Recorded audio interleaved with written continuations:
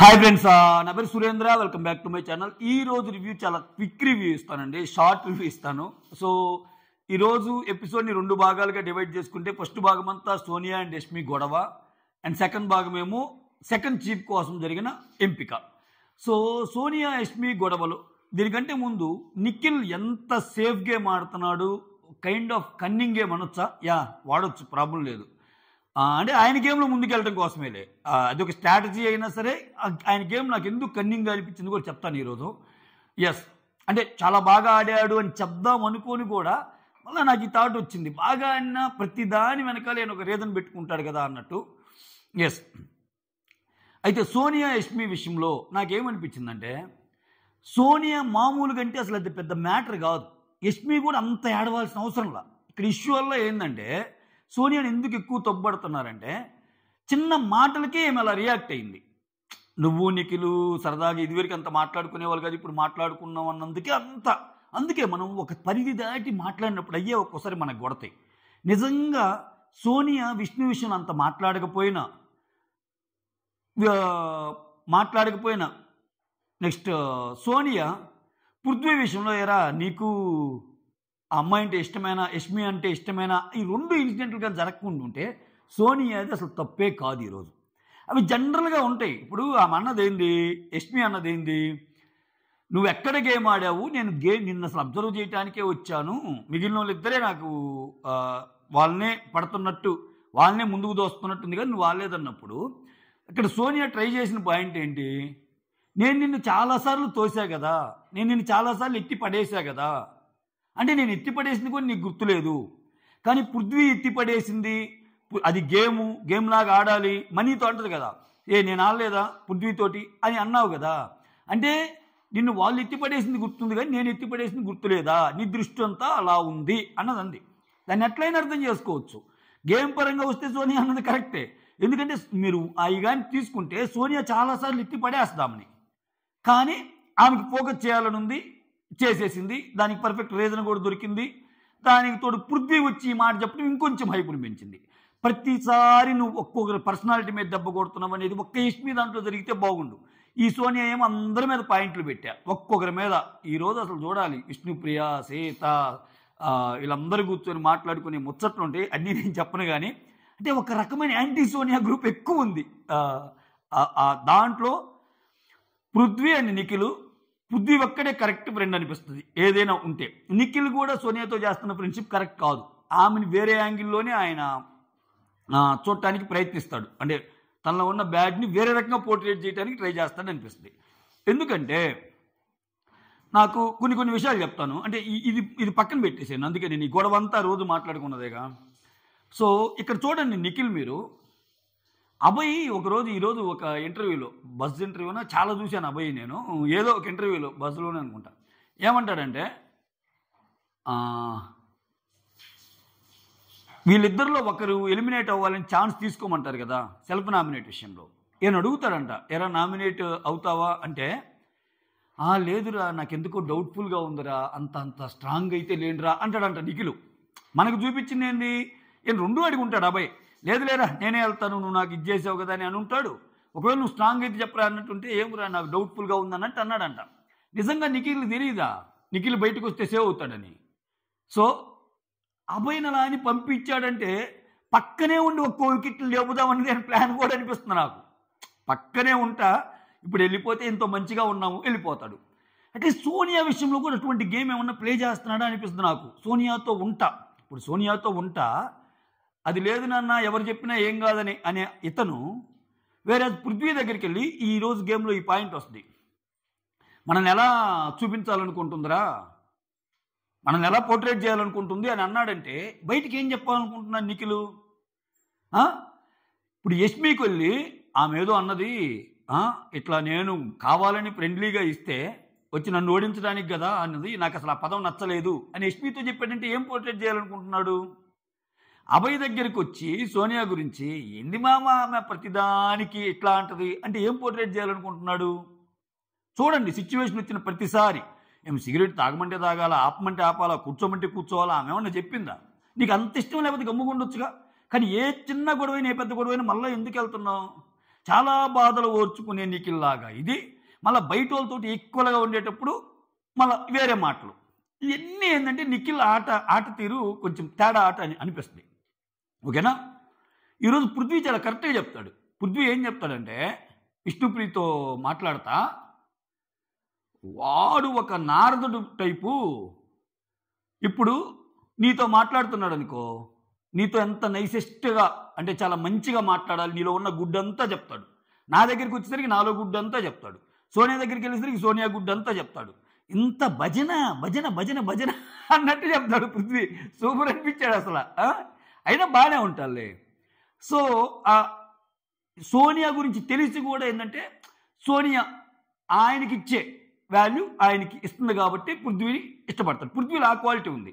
నువ్వు ఎలా అన్నా ఉండు, నాకు రెస్పెక్ట్ ఇచ్చి నన్ను బాగా చూసుకుంటే వాళ్ళతో బాగుండే టైపు పృథ్వీ. అందుకని సోనియాతో బాండింగ్ ఎక్కువ ఉంటుంది. ఇంకా వీళ్ళెవరు నిఖిల్ గురించి ఒక మెయిన్ పాయింట్ కూడా చెప్తాను. నిఖిల్ అసలు ఈరోజు ఎందుకు అంత గేమ్ ఆడాడు అనేది కూడా చెప్తా. ఆ తర్వాత ఇంకా మెయిన్ పాయింట్ చూసుకుంటే విష్ణు, శ్వేత, వామ్మో వీళ్ళందరూ అసలు. విష్ణు అయితే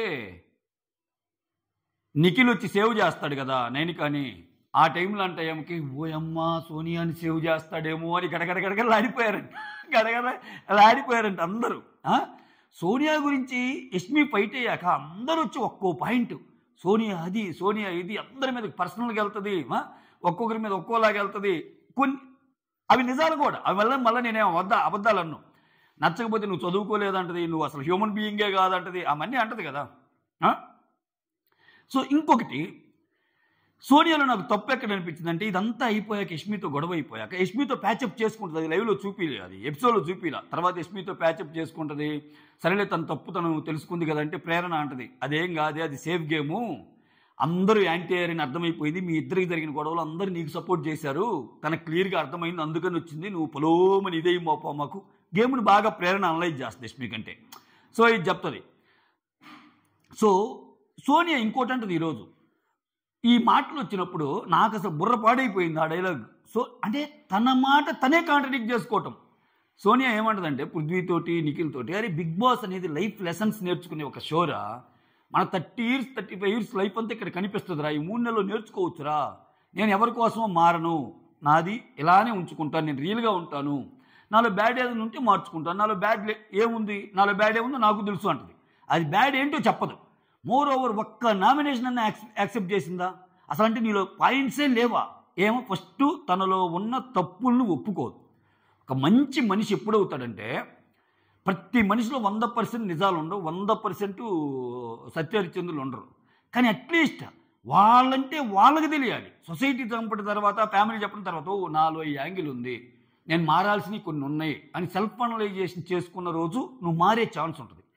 అసలు నువ్వు ఎప్పుడు ఒక భ్రమలో బతుకుతున్నావు అనుకో, నాలో తప్పులే లేవు, నేను తోపు అంటే నువ్వు నేర్చుకోవడానికి ఏముండదు. ఇంకా ఈ కైండ్ ఆఫ్ మెంటాలిటీ ఏమిటి? ఈ సోనియా మాట్లాడితే ఏమంటుందంటే, ఇప్పుడు మనం ఈ షో గురించి చెప్తాం, బిగ్ బాస్ అనేది లైఫ్ లెసన్స్ అలా అని, అంతేగాని నేను ఎవరో చూస్తున్నారు, ఇంట్లో వాళ్ళు చూస్తున్నారు అట్లా అని నేను మార్చుకోను అన్నట్టు అంటది. ఎందుకని? సిచ్యువేషన్ బట్టి మాటలు ఇవన్నీ. యష్మి ఏముంది, నువ్వు ప్రతిసారి పర్సనల్గా అటాక్ చేస్తే నువ్వు వాళ్ళిద్దరిని దృష్టిలో ఉంచుకొని, వాళ్ళిద్దరి మీద దృష్టి ఉందంటే ఏమని మీనింగ్ వస్తుంది? మా ఇంట్లో వాళ్ళు చూడరా, పర్సనల్గా అనే అధికారం నీకు ఎవరు ఇచ్చారు, అది ఇది అంటది. హట్ అయింది అక్కడ యష్మి. సో ఇప్పుడు ఏం ప్రూవ్ చేయాలి? అంత చిన్నదానికి ఎందుకు అన్నట్టు ఏమో ఎవరో చూస్తున్నారని నేనేమో అను అంటే, నువ్వు ఇదే విష్ణుప్రియతో ఏమన్నావు? నువ్వు విష్ణుప్రియ నీకు ఫ్యామిలీ లేదేమో, మాకు అందరు ఉన్నారు చూస్తుంటారు అన్నావు. క్లాస్ కూడా పీకాడుగా నాకు సారు. అక్కడేమో నన్ను అందరూ చూస్తుంటారు అన్నావు, ఇక్కడేమో ఎవరో చూస్తున్నారని మనం గేమ్ ఆడేది ఏంది అన్నావు. అక్కడేమో చిన్న మాటకి అడల్టరేటెడ్ అన్నావు, ఇక్కడేమో నువ్వు యష్మి అంటే నీకు ఇష్టమేనా అన్నావు. సో మనం చేసింది కరెక్టు, ఎదుటోళ్ళు చేస్తే తప్పు అనే భావంలో ఏముంటుంది? అసలు ఒప్పుకోదు ఫస్ట్ ఆఫ్ ఆల్. అది ఏమా. సో అందుకే బిగ్ బాస్ కూడా కొంచెము అంత నెగిటివ్ అంత పాజిటివ్ కాకుండా సమానంగా వెళ్తున్నాము కంటెంట్. ఈ వారం ఉంటుందో ఉండదో డౌటే. దాన్ని బట్టి అర్థమవుతుంది మనకి. టూ మచ్ నెగిటివ్ చూసారా మీరు? సోనియాకి మెయిన్ ఎపిసోడ్లో ఇచ్చిన ఫుటేజ్ అంత టూ మచ్ నెగిటివ్ అయ్యేలాగా లేదు, టూ మచ్ పాజిటివ్ అయ్యేలాగా అలా వెళ్ళిపోతుంది. బయటికి పంపేటప్పుడు ఎందుకులే అనుకుంటున్నాడేమో. సరే ఉంచితే హౌస్లో వాళ్ళు అనుకుంటున్నారు. చూడండి, హౌస్లో వాళ్ళు ఈ గేమ్ స్టార్ట్ అయినప్పుడు నైనిక వెళ్ళి అందరూ సోనియాని తీసేస్తా అనుకుంటారు. నేను ఎవరిని తీసారో అవన్నీ చెప్పడం లేదండి, మెయిన్ పాయింట్ చెప్తున్నా. నైనిక వెళ్ళి సోనియాని తీస్తుందని ఎక్స్పెక్ట్ చేస్తే తీరు, అందరూ ఫీల్ అవుతారు. నైనిక విష్ణుప్రియని చేస్తే ఎందుకని నీకే ఇష్టం లేదన్నావు కదా, ఏంటే సోనియాతో పోల్చుకుంటే నేను తక్కువ అంటే ఏమంటుంది తెలుసా నైనిక, అరే ఆమెని తీసేస్తేనే కదరా, ఆమెను తీసేస్తే ఆ మన టీంలోనే ఉంటుంది కదరా, ఆమెను ఉంచితేనే కదా ఒకవేళ చీపితే వేరే క్లాన్కి వెళ్ళేది అంటే ఐ గాట్ యువర్ పాయింట్ అని అర్థం చేసుకుంటుంది. నైనిక రియల్ ఇంటెన్షన్ అదేనా అంటే మళ్ళీ క్వశ్చన్ మార్కే. నైనికాలో కూడా ఒక మంచి గేమర్ ఉంది, అమ్మా మామూలు వాళ్ళు కాదు వీళ్ళందరూ, ఓకేనా. అయితే అప్పుడు ప్రేరణ ఏమంటుంది తెలుసా, ఓహో అంటే మీరు వదిలించుకుని ఆమెను మానెత్తి మీద వేద్దామనా, అసలు ఏమంటే ప్రతి దానికి అందరికి భయం ఒకటి పట్టుకుంది, వద్దు స్వామి నీతోటి అన్నట్టు. ఇటువంటి సిచ్యువేషన్లు కూడా నిఖిల్ బాగుంటున్నాడంటే అది గేమ్ కాక ఏమనుకోవాలి అనిపిస్తుంది నాకు, ఓకేనా. సో ఇక్కడ వచ్చేసరికి పృథ్వీ నైనిక విష్ణుని కొట్టేస్తుంది కదా, ఏది విష్ణుని ఎలిమినేట్ చేశాక ఒకానొక రౌండ్లో పృథ్వీ వచ్చి అంటాడు, ఏం బాధపడుతున్నావా విష్ణు అంటే, నువ్వేం అలా అనొద్దు, నువ్వు ఇప్పుడు అలా అంటే నేనేదో నా వల్ల ఏదో బాధ పెడుతున్నట్టు వస్తుంది అంటే నేను నీ పేరు ఎత్తాను అది ఇది అంటారు. అక్కడ చిన్న గొడవ అయింది, తర్వాత వెళ్ళి సారీ చెప్పుకుంటారు. సో మొత్తానికి సీత టర్న్ వచ్చినప్పుడు నైనికాని సేవ్ చేయకపోవటం వెనకాల ఆమె చాలా బాధపడుతుంది. ఒక్కసారి అయితే రెండోసారి అవ్వకూడదని ఉందా, a winner can be winner also కదా, a winner can be winner అని ఏమన్నా రూల్ ఉందా అన్నట్టు, ఒకసారి అయిన వాళ్ళని మళ్ళీ అవ్వచ్చు కదా అంటే. ఇక్కడ సీత చెప్పేదంటే లాజికల్ పాయింట్ ఏంటంటే, సీత ఆల్రెడీ యష్మిని ఒక పాయింట్తో తీసేసింది, నువ్వు ఆల్రెడీ చీప్ అయ్యావు కదని. రెండోసారి అదే పాయింట్తో ఆ అమ్మాయి సీత విడిగా ఉన్నప్పుడు ఏమైనా మాట్లాడి అది వేరు, గేమ్ రూల్స్ మాట్లాడింది. సీత ఏమి గేమ్ ఆడలేదని, సీత గేమ్ ఆడుతుంది. అంతెందుకు నిఖిల్కి వచ్చి ఫస్ట్ లైవ్లో చూపిస్తారు, అరే నీకు వస్తే నాకీరా అంటది. అది అయిపోగానే మళ్ళీ నిఖిల్ని తిడుతుంది. సో ఇవన్నీ ఉన్నాయి. తర్వాత వాళ్ళందరిలో ప్రేరణలో కూడా చాలా క్వాలిటీస్ ఉన్నాయి, నచ్చని క్వాలిటీస్ అన్నట్టు చెప్పిద్ది లైవ్లో, ఎందుకని ప్రేరణ కాకుండా ఉండటానికి. సో అవి పక్కన ఉన్నప్పుడు గేమ్, ఇక్కడ గేమ్లోకి వచ్చినప్పుడు మాత్రం ఆ రూల్ ఫాలో అవ్వాలిగా, అది కరెక్టే సీతది. ఏది గేమ్ పరంగా ఆమె చెప్పిన పాయింట్ ఏదైతే ఉందో, ప్రేరణ యష్మి ఒకసారి చీప్ అయినప్పుడు నేను సెలెక్ట్ చేయనప్పుడు అదే విషయం నీకు కూడా అప్లికబుల్ అయింది కదా అని. బట్ నైనిక ఇక్కడ చూడండి, బిగ్ బాస్ ఎంత తెలివిగా ఆడాడో, నైనికాకి ఛాన్స్ ఇవ్వటం వెనకాల అంత అయిపోద్ది. చివరికి ఇంకిద్దరు మిగులుతారు, ఓకే. ఫస్ట్ ముగ్గురు మిగులుతారు. ఎవరు మిగులుతారు, నైనికాకి సీతాకి ఛాన్స్ వచ్చినప్పుడు, ఫైనల్ లాస్ట్ బట్ వన్ రౌండ్లో సీతాకి ఛాన్స్ వచ్చినప్పుడు నైనికా తీసేస్తాయి, నైనికా ప్రేరణ ఉంటే, ఓకేనా. అప్పుడు నైనిక ఏమంటుందంటే బాధపడతా, అరే నాకు కానీ ఛాన్స్ ఉంటే నీకే ఇచ్చేదాన్ని అంటది. నాకు ఆ ఛాన్స్ ఉంటే నీకే, ప్రేరణ ఉన్నప్పుడే నాకు ఆ ఛాన్స్ ఉంటే నీకే ఇచ్చేదాన్ని నైనిక అంటది. ఎందుకంటది, సీత ఈ పాయింట్ చెప్పినప్పుడు ఆమె ఒకసారి అయింది కదా, నువ్వు ఇప్పుడు నిన్ను కూడా అలా ఉంచితే ఒకరిలో ఒకరి న్యాయం ఇంకొకరికి ఇంకో న్యాయం అన్నది వస్తుంది, నాకు చీప్ అయినా కానీ నన్ను క్వశ్చన్ చేస్తారు అది అన్నప్పుడు ఏమో నేనైతే మాత్రం నీకే ఇచ్చేదాన్ని అంటది. అక్కడ లాక్ అయిపోద్ది నైనిక.